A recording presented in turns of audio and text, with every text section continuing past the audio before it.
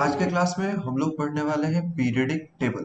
ठीक, ये केमिस्ट्री का एक टॉपिक है जिसमें हम लोग एलिमेंट्स, उनका ऑर्गेनाइजेशन कैसे है, उनको एटॉमिक नंबर क्या दिया गया है, एटॉमिक मास क्या है उनका, इन सब के बारे में हम लोग एक ब्रीफ डिस्कशन आज के क्लास में करने वाले हैं।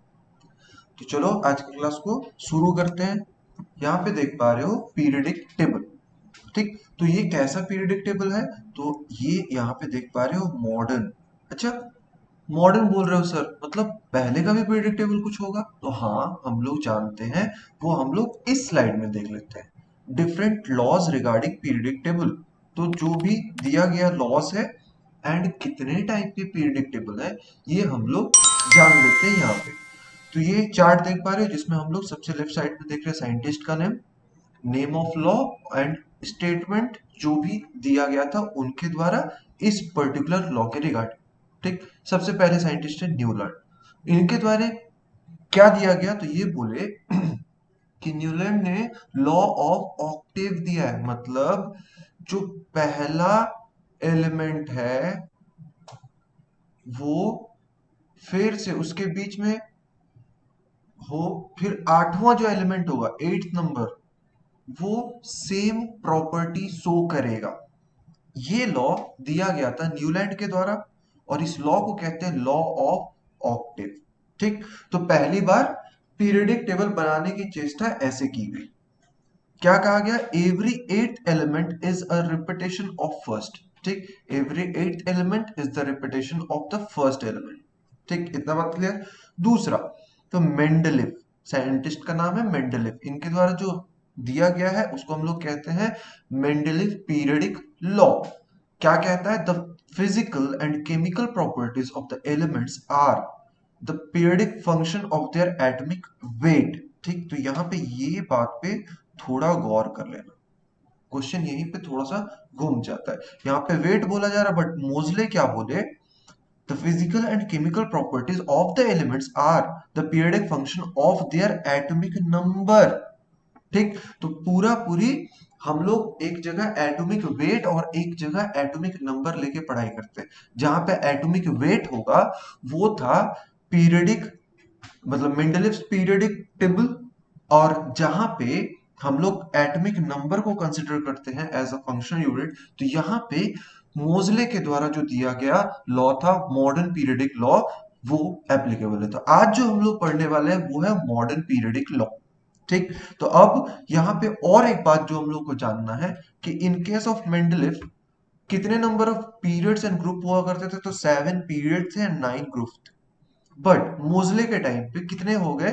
तो ये देखोगे 7 ही ग्रुप्स रहे, बट 7 पीरियड्स रहे, सॉरी, एंड 18 ग्रुप्स हो गए। ठीक, तो ये मोजले में है। कैसे है, कहां पे है, क्या क्या हो रहा है, ये सभी हम लोग अभी देख लेंगे। अब उससे पहले हम लोग थोड़ा सा बात कर लेते हैं अबाउट पीरियडिक टेबल। तो यहाँ पे हम लोग देख पा रहे हैं क्या? तो यहाँ पे बेसिकली पीरियडिक टेबल को पढ़ने का दो तरीका है, एक है ग्रुप से और एक है पीरियड से। अब यहाँ पे हम लोग ग्रुप किसको बोलेंगे? तो जो ऐसे ऐसे लाइन में देख पा रहे हो ये सब ग्रुप है। ठीक, और जो ऐसा ऐसा लाइन देख पा रहे हो वो सब पीरियड्स है। मतलब जो वर्टिकल हम लोग देख पा रहे हैं, वर्टिकल ऑर्गेनाइजेशन वाले, वो सभी क्या कहलाएंगे? ग्रुप। एंड जो हॉरिजॉन्टल ऑर्गेनाइजेशन हम लोग देख पा रहे हैं वो क्या कहलाएंगे? तो पीरियड्स। ओके, अब यहाँ पे इन सब से रिलेटेड हम लोग को एक क्वेश्चन ये पूछा जाता है, इलेक्ट्रोनेगेटिविटी। ठीक, क्या है सर इलेक्ट्रोनेगेटिविटी? तो सबसे पहले इलेक्ट्रोनेगेटिविटी से भी पहले अगर हम लोग एटॉमिक रेडियस को समझ लेते हैं ना तो ज्यादा आसानी रहेगी। हम लोग को क्या बोल रहा है कि डाउन द ग्रुप, अगर हम लोग ऊपर से नीचे जाते हैं तो radius will increase in size. अगर रेडियस बढ़ रहा है तो एटॉमिक साइज भी तो बढ़ेगा। ठीक, रेडियस बढ़ा, एटॉमिक साइज बढ़ा, इतना याद रखना है हम लोग अगर ऊपर से नीचे की तरफ जाते हैं। ठीक है सर, उसके बाद जैसे ही एटॉमिक साइज बढ़ रहा है, इसका इलेक्ट्रोपॉजिटिविटी बढ़ जाएगा। ठीक, तो इलेक्ट्रोपॉजिटिविटी क्या है सर? देखो एटॉमिक साइज अगर बड़ा हुआ तो मान लो ये न्यूक्लियस, इसमें N है एंड P है, इसके बाहर में इलेक्ट्रॉन्स जा घूमते हैं इन सब आउटर मोस्ट सेल्स में। ठीक, अब ये शेप जितना बड़ा हुआ उतना डिस्टेंस फ्रॉम द न्यूक्लियस ये बढ़ जाएगा। तो जैसे डिस्टेंस बढ़ता है ना, तो ये जो इलेक्ट्रॉन्स है ना वो इजीली टूट के बाहर चले जाते हैं। तो ये हो गया इलेक्ट्रोपॉजिटिविटी। क्या हो रहा है? इलेक्ट्रॉन को अपने से दूर कर दो। तो इलेक्ट्रोनेगेटिविटी क्या हो गया? इलेक्ट्रॉन को अपने पास ले आओ। ठीक, अब यहाँ पे हम लोगों को ये नेगेटिविटी के हिसाब से हम लोग को दो चीज सीखना है। एक होता है इलेक्ट्रॉन नेगेटिविटी और एक होता है इलेक्ट्रॉन एफिनिटी। एफिनिटी क्या होता है? जब कोई एलिमेंट सिर्फ एक इलेक्ट्रॉन को मांगेगा तो उसे हम लोग एफिनिटी बोलते हैं। और इलेक्ट्रॉन नेगेटिविटी में हम लोग इसको ध्यान रखने के लिए ये ध्यान रखना है कि जब एक से अधिक इलेक्ट्रॉन अपने तरफ खींचेगा तो वो इलेक्ट्रॉन नेगेटिविटी है। अब यहां से बेसिकली हम लोग के ये क्वेश्चन पूछा जाता है कि सबसे ज्यादा इलेक्ट्रॉन एफिनिटी शो करने वाला एलिमेंट कौन? तो हमारा आंसर हो जाएगा क्लोरीन। ठीक, लेकिन अगर बोलेगा सबसे ज्यादा इलेक्ट्रोनेगेटिविटी शो करने वाला एलिमेंट कौन, तो हमारा आंसर हो जाएगा फ्लोरीन। ठीक, अब यहां पे इतना बात हम लोगों को ध्यान में रखना है। कोई आया है, फिर से उसको इंसर्ट कर देता हूं।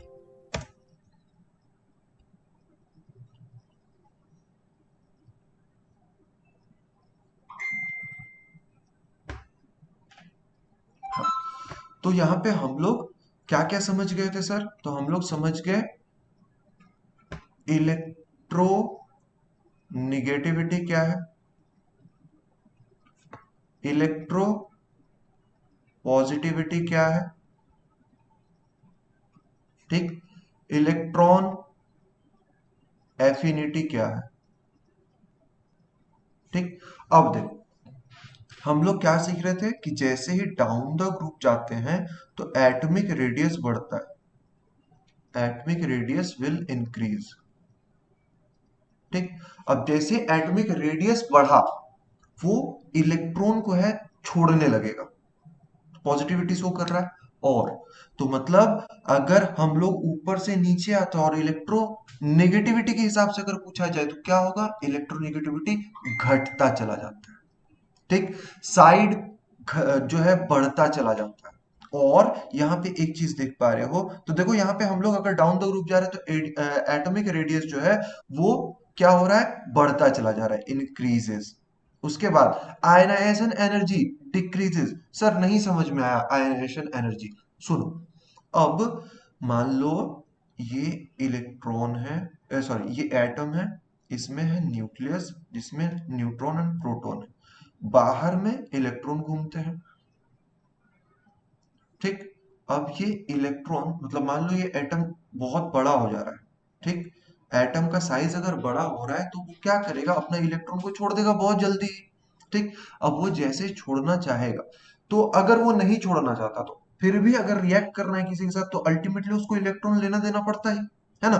तो रेडिएशन एनर्जी, तो मैं बताया कि अगर हम लोग डाउन द ग्रुप जाते हैं तो रेडियस बढ़ेगा।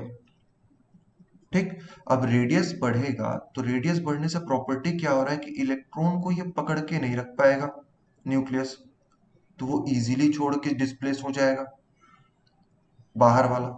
ठीक, तो वो बहुत ही इजीली डिस्प्लेस हो जा रहा है, बाहर चला जा रहा है। तो बेसिकली आयनाइजेशन एनर्जी का अगर मतलब बोला जाए तो आयनाइजेशन एनर्जी वैसा एनर्जी होता है जिसका इस्तेमाल किया जाता है इलेक्ट्रॉन को उसके सेल से हटा के दूसरे जगह भेजने में, मतलब बाहर भेज देने में। ठीक, जो बेसिकली इलेक्ट्रोपॉजिटिव एलिमेंट्स करते हैं।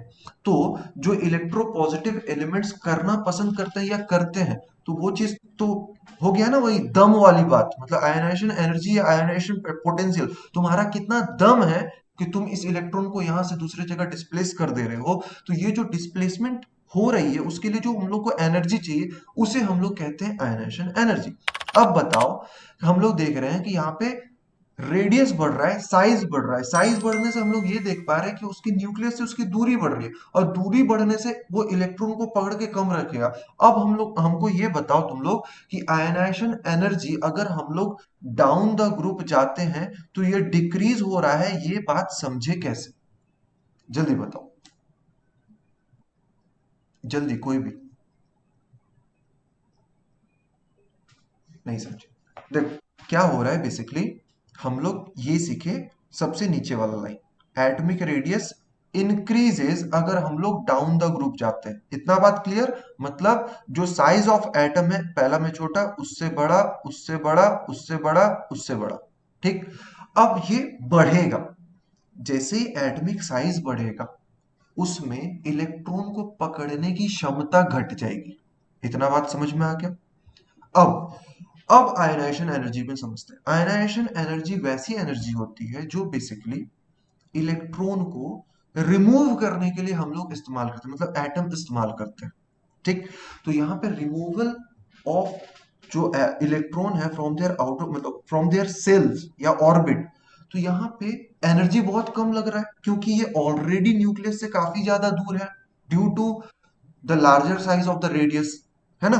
तो यहाँ पे अब एनर्जी जो है, वो एनर्जी जो तोड़ने के लिए चाहिए था वो बहुत ही कम अमाउंट में लगेगा। तो हम लोगों को क्या समझाया जा रहा है?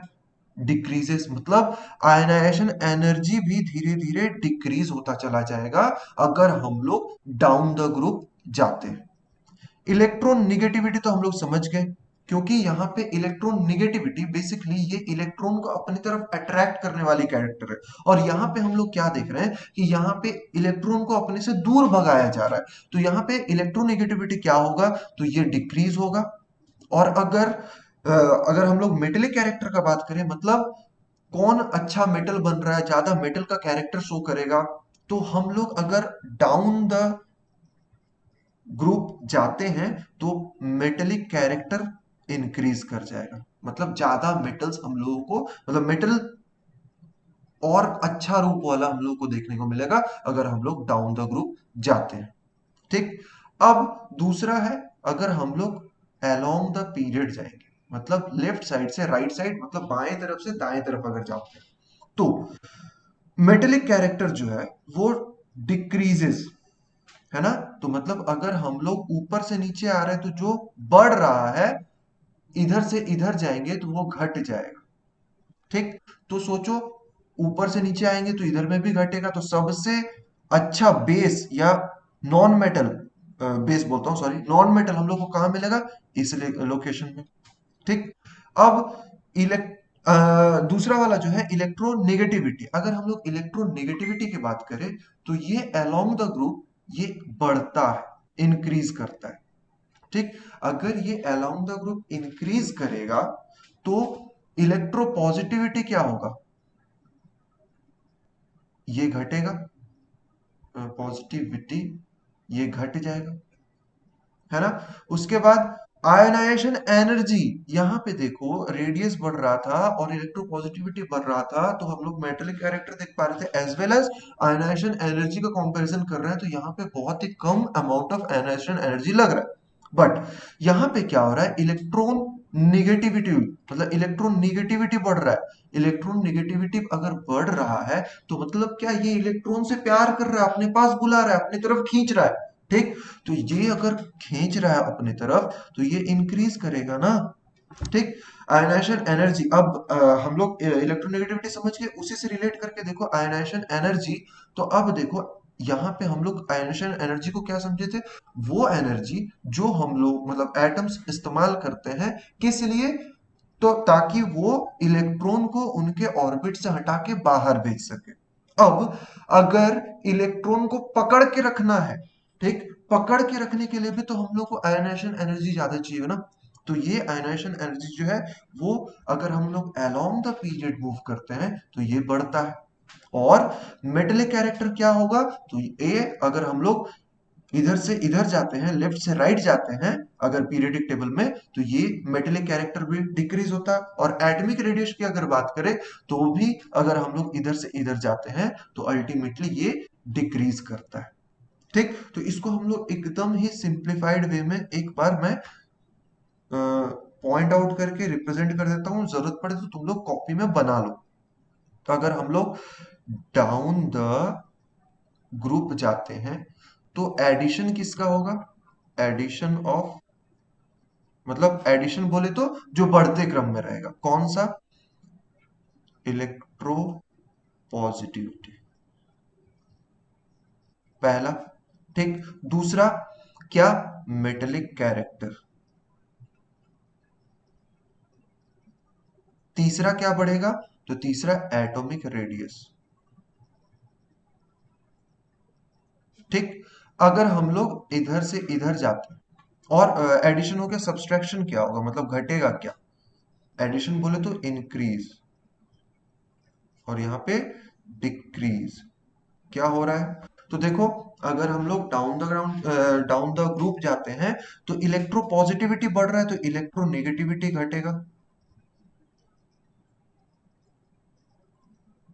ठीक, इलेक्ट्रोनेगेटिविटी घटेगा, और साथ में आयनाइजेशन एनर्जी या आयनाइजेशन पोटेंशियल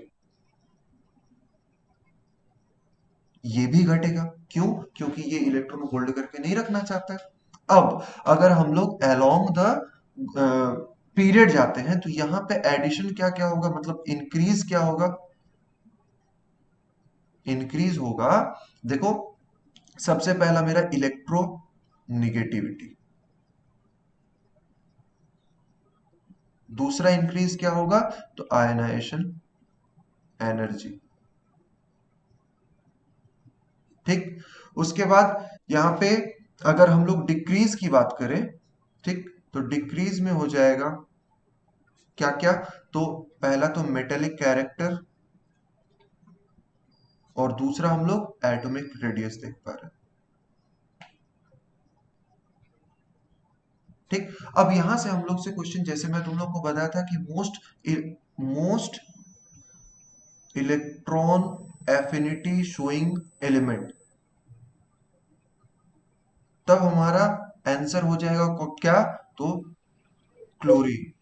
और अगर बोलेगा मोस्ट इलेक्ट्रो निगेटिव एलिमेंट तो हो जाएगा फ्लोरीन। और अगर पूछा जाए मोस्ट इलेक्ट्रो पॉजिटिव एलिमेंट तो क्या हो जाएगा बताओ, सीजियम। ठीक, ये बात याद रखना। ठीक, चलो अब हम लोग देख लेते हैं कहाँ पे क्या हो रहा है, पीरियडिक टेबल। तो हम लोग समझ में आ गया कि हम लोग अलोंग द पीरियड बोले तो हम लोग को ऐसे मूव करना है, डाउन द ग्रुप बोले तो ऐसे मूव करना है।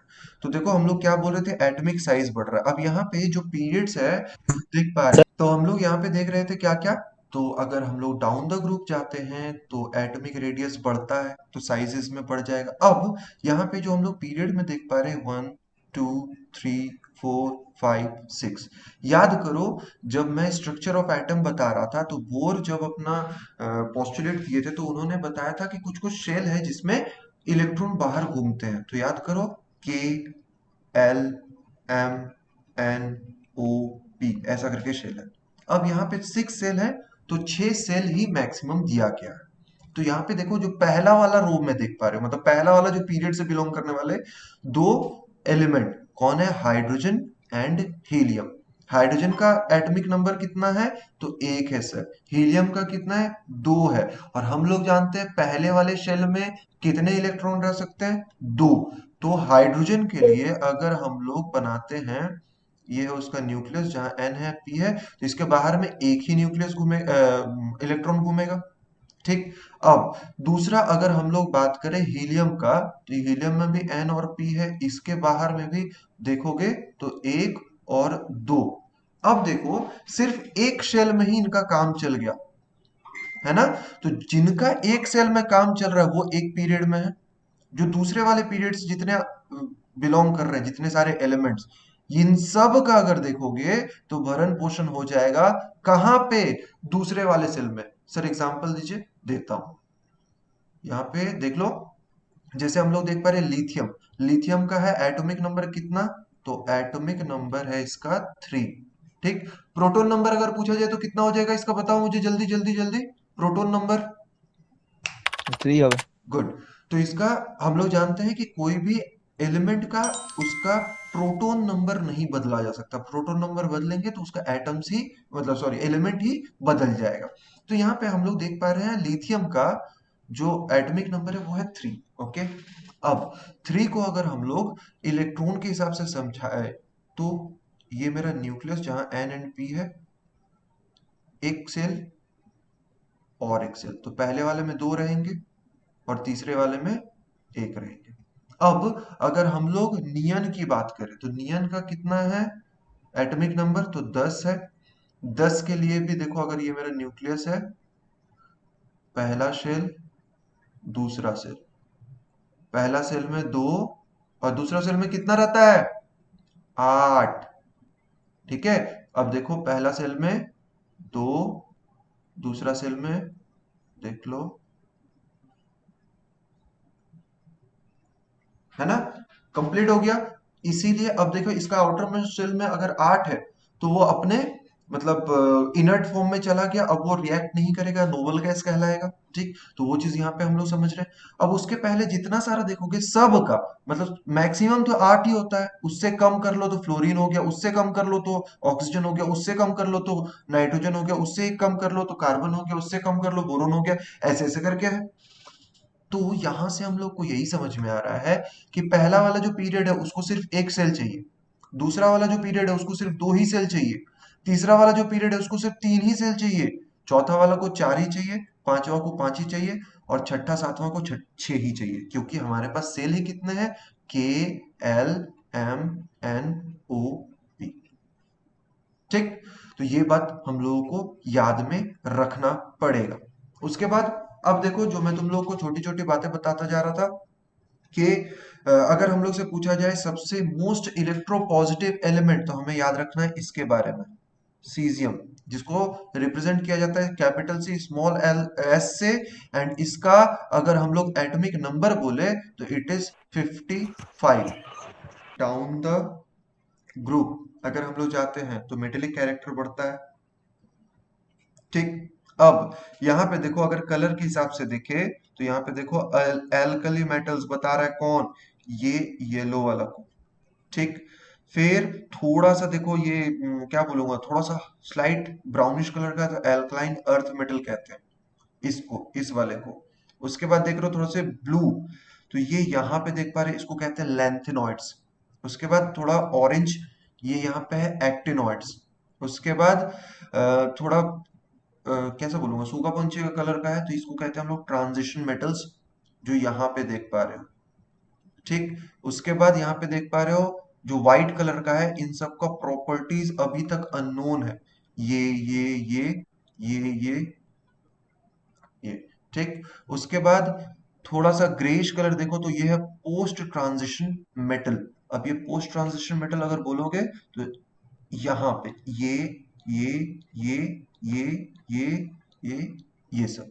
ठीक। उसके बाद क्या है, मेटलॉइड्स पूछे तो मेटलॉइड्स में हम लोग को याद रखना है बोरॉन, सिलिकॉन, आर्सेनिक, टिलेरियम। ठीक। ये सब। उसके बाद क्या है, अदर नॉन मेटल्स पूछे तो carbon, nitrogen, oxygen, phosphorus, sulphur, selenium. Halogens, तो हैलोजेंस यहाँ पे जो एकदम लाइट स्काई कलर का देख पा रहे हो, फ्लोरीन, क्लोरीन, ब्रोमीन, आयोडीन और एस्टेटिन। उसके बाद सबसे आखिरी में देख पा रहे हो नोबल गैस इसे कहते हैं, तो helium, neon, argon, krypton, xenon and radon. अब हम लोग से अगर पूछा जाए कि सबसे आखिरी कौन सा है, उसका एटॉमिक नंबर क्या है, तो एटॉमिक नंबर हो जाएगा अभी तक 18, और उसका नाम क्या है, तो यू यू ओ, अन अनऑक्टियम। ठीक। ये इसका नाम है। 118, सॉरी 18 लिख दिया था। तो ये सब बातें हम लोगों को याद रखना पड़ेगा। अब यहाँ पे जो बता रहा था, सबसे ज्यादा अगर हम लोग से पूछा जाए इलेक्ट्रो पॉजिटिव कौन सा हो जाएगा, सीजियम। ठीक। अगर इलेक्ट्रो निगेटिव तो कौन सा हो जाएगा, fluorine. Most electron affinity show करने वाला? फ्लोरीन। क्लोरीन। क्लोरीन क्लोरीन देखो, नेगेटिविटी अलग है, एफिनिटी अलग है। क्या होगा बेसिक डिफरेंस? तो जहां पे एफिनिटी देखोगे वहां पे बेसिकली तुम देखोगे Cl माइनस, मतलब एक इलेक्ट्रॉन ये ले रहा है ना? तो जहां पे एक इलेक्ट्रॉन की बात होगी हम लोग उसको इलेक्ट्रॉन एफिनिटी बोलेंगे, और जहां पे एक से अधिक की बात होगी उसको हम लोग इलेक्ट्रॉन नेगेटिविटी बोलेंगे। ठीक है, बेसिकली इलेक्ट्रॉन एफिनिटी के हिसाब से हमारा हो जाएगा क्लोरीन, जो यहां पे देख पा रहे हो, और ये दोनों ही हैलो ग्रुप्स है। ठीक, तो हम लोग को याद रखना है, इधर से इधर अगर मूव कर रहे हैं तो इलेक्ट्रोनेगेटिविटी बढ़ रहा है, इधर से इधर अगर मूव कर रहे हैं इलेक्ट्रोनेगेटिविटी घट रहा है, एंड इलेक्ट्रोपॉजिटिविटी बढ़ रहा है।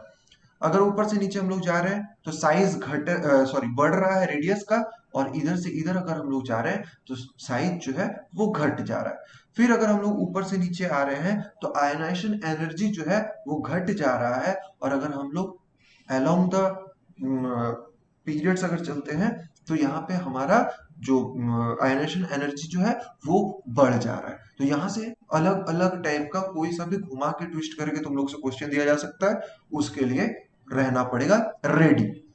नेक्स्ट, ये भी स्लाइड हो गया था हमारा। अब हम लोग यहाँ पे ये देख लेते हैं कि कौन से पीरियड में कितना एलिमेंट्स रहते हैं। सबसे पहले तो देख लो पीरियड क्या है। पीरियड का अगर हम लोग से डेफिनेशन पूछ लिया जाए, the horizontal rows of the periodic table are termed as period. There are 7 periods in the periodic table. तो 7 पीरियड्स है पीरियडिक टेबल में, 1 2 3 4 5 6 एंड 7। अब यहाँ पे देखो हम लोग से पूछा जा सकता है तरह तरह का क्वेश्चन। शॉर्टेस्ट पीरियड, शॉर्टेस्ट सबसे छोटा पीरियड कौन सा? तो हमारा पहला वाला। क्यों? इसमें सिर्फ 2 एलिमेंट है, कौन कौन से? Hydrogen and helium. ठीक, फिर आता है पीरियड नंबर 2, जो शॉर्ट पीरियड के अंदर आता है। तो शॉर्ट पीरियड में हम लोग 2 पीरियड का नाम रखेंगे, पीरियड 2 एंड पीरियड 3। पीरियड 2 में 8 एलिमेंट्स हैं, एंड पीरियड 3 में भी 8 एलिमेंट्स हैं। कहां से कहां? लिथियम से लेके नियम तक। और पीरियड 3 में तो सोडियम से लेके आर्गन तक। उसके बाद 4 एंड 5th में तो ये लॉन्ग पीरियड है। ठीक है, लॉन्ग, नॉट लॉन्गेस्ट। लॉन्गेस्ट अगर बोले तो वो 6th है। क्यों? तो क्योंकि इसमें हम लोग देखेंगे नंबर ऑफ एलिमेंट्स इज 32। ठीक, अब 32 नंबर ऑफ एलिमेंट है, और आखिरी वाला में बोलोगे सर आखिरी वाला में भी तो 32 है सर, तो ये क्यों नहीं लॉन्गेस्ट है? अभी तक ये इनकम्प्लीट है, अभी तक इसको बताया नहीं गया है। हो सकता है कि और भी एलिमेंट जोड़ दिया जाए, जब जोड़ दिया जाएगा तब का हम लोग तब बात करेंगे, अभी हम लोग को नहीं देखना है।